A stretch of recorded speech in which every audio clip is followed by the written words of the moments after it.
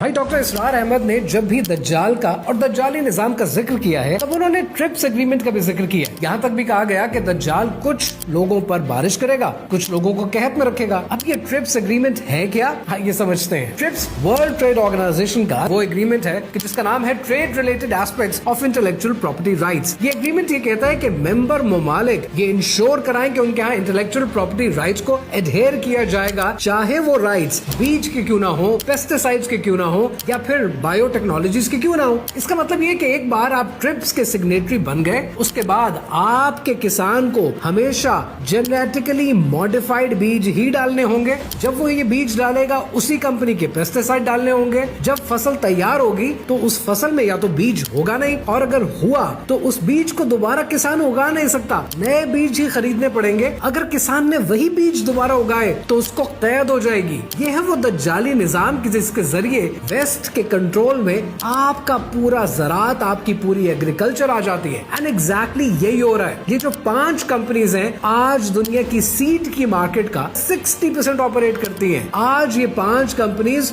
दुनिया जहान का बीज कंट्रोल करती है। आपको क्या लगा था कि डॉक्टर इसरार अहमद ने जो कहा है वो ख्वाब है, वो एक सोच है? नहीं, ये अमलन इस वक्त दुनिया में हो रहा है। और इसका रिजल्ट क्या है? इंडिया में जीएमओ बेस्ड सीड्स की वजह से 3 लाख किसान खुदकुशी कर चुके हैं। अर्जेंटीना में जीएमओ सीड्स की वजह से कैंसर फैल चुका है। फिलीपींस में उनका पूरा एनवायरनमेंट इस चीज की वजह से तबाह हो चुका है। मेक्सिको में जीएमओ कंटामिनेशन की वजह से लोकल मकई की फसल, इंडिजिनस फसल तबाह हो चुकी है। और आपको लगता है कि सब मैं बाहर की बातें कर रहा हूँ? आए पाकिस्तान का क्या हाल है वो भी सुन ले। पाकिस्तान ट्रिप्स का सिग्नेटरी आज नहीं बना, पाकिस्तान 1995 से इसका सिग्नेटरी है। और हाल ये है कि पाकिस्तान में आज जो बीटी कॉटन की फसल होती है उसका 70% किसान इसी चुंगल में आज जकड़ा हुआ है। किसान अपना बीज ले नहीं सकता, किसान को कर्जे पे कर्जा लेना पड़ता है, किसान एक विश्व सर्कल में फंस चुका है। लोकल सीड इंडस्ट्री तबाह हो चुकी है, पूरा ट्रेड कॉर्पोरेशंस के हाथ में आ गए। और आपको लगता है कि ये इकोनॉमिक्स की बातें हैं, ये इकोनॉमिक्स की जंग है? ये मईशत की नहीं, ये ईमान की जंग है। क्योंकि जब एक मुसलमान हलाल और तैयब रिस्क कमाने की कोशिश कर रहा हो और ये दज्जाली निजाम उसका बीज, उसका रिस्क, उसकी दवा